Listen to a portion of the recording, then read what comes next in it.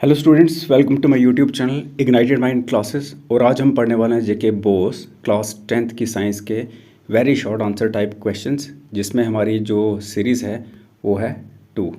तो हम स्टार्ट करते हैं क्वेश्चन नंबर 1 से।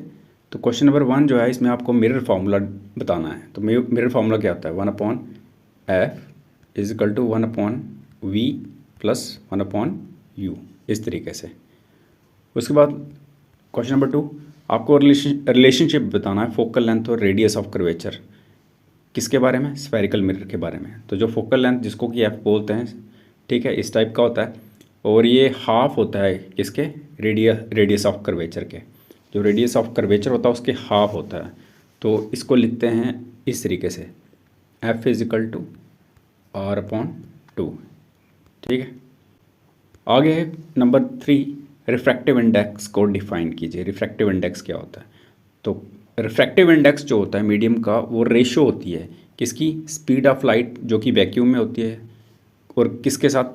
By two speed of light in that medium, उस मीडियम के अंदर। ठीक है, तो ये होती है आपकी रिफ्रैक्टिव इंडेक्स।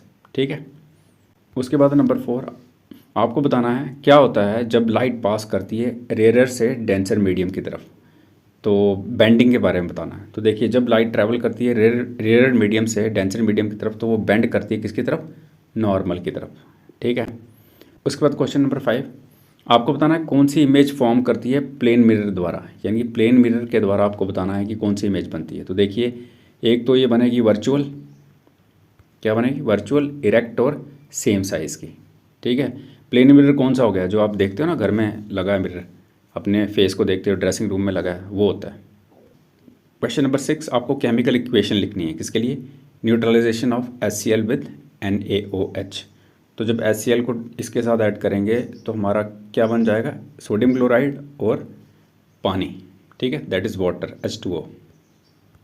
आगे क्वेश्चन नंबर 7, आपको बताना है फंक्शनल ग्रुप एल्डिहाइड्स में।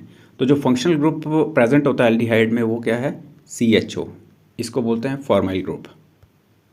आगे हम बात करेंगे क्वेश्चन नंबर 8 के लिए, आइसोमेरिज्म क्या होता है। देखिए, आइसोमेरिज्म वो फिनोमेना होता है जहाँ पर कंपाउंड्स जो होते हैं ना, मतलब कि जिनका सेम मॉलिक्यूलर फॉर्मूला होता है, तो इनमें डिफरेंट स्ट्रक्चरल अरेंजमेंट्स होता है। ठीक है।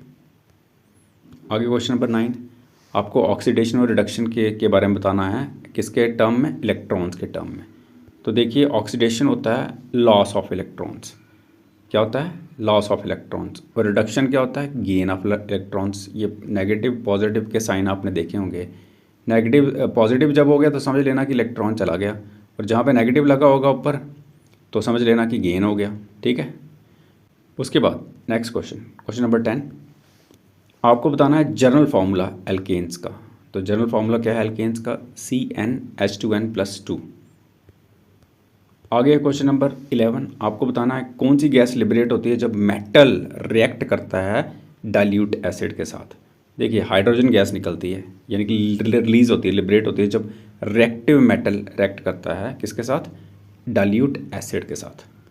आगे क्वेश्चन नंबर 12, आपको बताना है बैकबोन एलिमेंट ऑर्गेनिक केमिस्ट्री का। देखिए, बैकबोन जो हर एक कंपाउंड में होता है वो है कार्बन। ठीक है। आगे क्वेश्चन नंबर 13, आपको बताना है कोई एक फंक्शन ह्यूमन किडनी का। तो मेन किडनी का फंक्शन क्या होता है? फिल्टर करना वेस्ट प्रोडक्ट, कहाँ से? ब्लड से, और यूरिन फॉर्म करना। यानी कि जो यूरिन है वो बेसिकली क्या है? वेस्ट प्रोडक्ट है। आगे क्वेश्चन नंबर 14, ट्रांसपायरेशन क्या होती है? ये वो प्रोसेस है जिसमें वाटर वेपर जो है वो लॉस हो जाता है, कहाँ से? Aerial parts of the plant से। आगे क्वेश्चन नंबर 15, आपको बताना होम्योस्टेसिस क्या होता है। देखिए, होम्योस्टेसिस जो है ये होता है मेंटेनेंस किसकी? स्टेबल इंटरनल कंडीशंस की लिविंग ऑर्गेनिज्म के अंदर, डिस्पाइट एक्सटर्नल चेंजेस के। ठीक है। जो इंटरनल कंडीशन आपकी स्टेबल रहती हैं, उनकी मेंटेनेंस की बात कर रहा है यहाँ पे। ठीक है। आगे क्वेश्चन नंबर 16, आपको बताना रोल पैनक्रियाज का ह्यूमन बॉडी के अंदर। तो देखिए, पैनक्रियाज सेक्रीट करता है डाइजेस्टिव एंजाइम्स और हार्मोन्स, जैसे इंसुलिन और ग्लूकागोन। क्वेश्चन नंबर 17, आपको क्रोमोसोमल नंबर बताना है गैमीट्स में, अगर हम कंपेयर करें उसको सोमैटिक सेल्स के साथ। तो गैमीट्स क्या होते हैं? हैप्लॉइड, एक सेट होता है क्रोमोसोम का, बट सोमैटिक सेल्स डाइप्लॉइड होते हैं, इनमें 2 सेट्स होते हैं। आगे क्वेश्चन नंबर 18, आपको डीएनए और आरएनए की फुल फॉर्म बतानी है। डीएनए का मतलब full form deoxy ribo nucleic acid और आरएनए राइबो न्यूक्लिक एसिड। आगे क्वेश्चन नंबर 19, इकोसिस्टम की डेफिनेशन। इकोसिस्टम क्या है? ये कम्युनिटी है ऑर्गेनिज्म की जो इंटरेक्ट करती है एक दूसरे के साथ और साथ में अपने फिजिकल एनवायरनमेंट के साथ।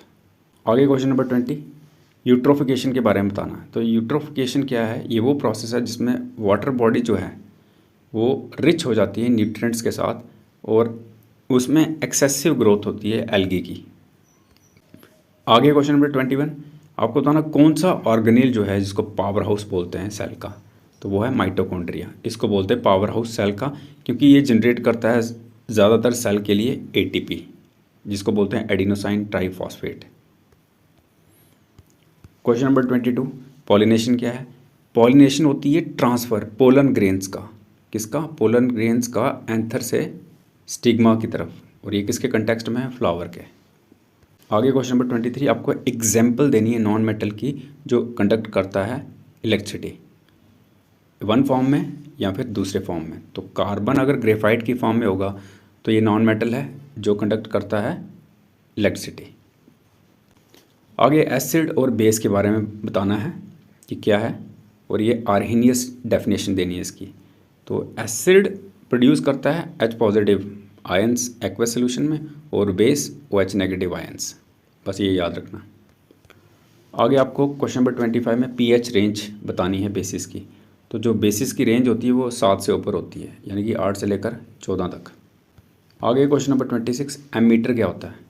एमीटर वो इंस्ट्रूमेंट है जो करंट के फ्लो को मेजर करता है किसके थ्रू? सर्किट के अंदर। आगे है 27, एसआई यूनिट बताना है रेजिस्टेंस का। तो एसआई यूनिट क्या है रेजिस्टेंस का? ओम, और इसका सिंबल है ये। आगे क्वेश्चन नंबर 28, ओम्स लॉ को वर्ड्स में लिखना है, ठीक है। ओम्स लॉ ये बताता है कि करंट किसी भी कंडक्टर के थ्रू वो प्रोपोर्शनल होती है किसके? वोल्टेज जितनी उसको अप्लाई की जाए, और वो टेम्परेचर मींस कांस्टेंट रहना चाहिए। आगे क्वेश्चन नंबर 29, मैग्नेटिक फील्ड क्या होता है? देखिए मैग्नेटिक फील्ड वो रीजन है मैग्नेट के अराउंड, जैसे आपने कोई मैग्नेट रखा है तो ये आ गया उसका रीजन, ठीक है। उसका रेडियस देख लेना कितना होता है, या फिर करंट कैरिंग कंडक्टर का जहाँ पर मैग्नेटिक फोर्सेस ऑब्जर्व की जाती हैं। जैसे ये मैग्नेट रखा है तो ये आ गया आपका रीजन, ठीक है, मैग्नेटिक फील्ड बोलते हैं जिसको। तो अगर सपोज करो करंट कैरिंग कंडक्टर है तो इसका रीजन ऐसे है। आगे क्वेश्चन नंबर 30, सोलेनॉइड क्या होता है? सोलेनॉइड एक कॉइल होती है वायर की जो प्रोड्यूस करती है मैग्नेटिक फील्ड जब उसके थ्रू करंट पास होती है, जब उसमें से करंट पास होती है।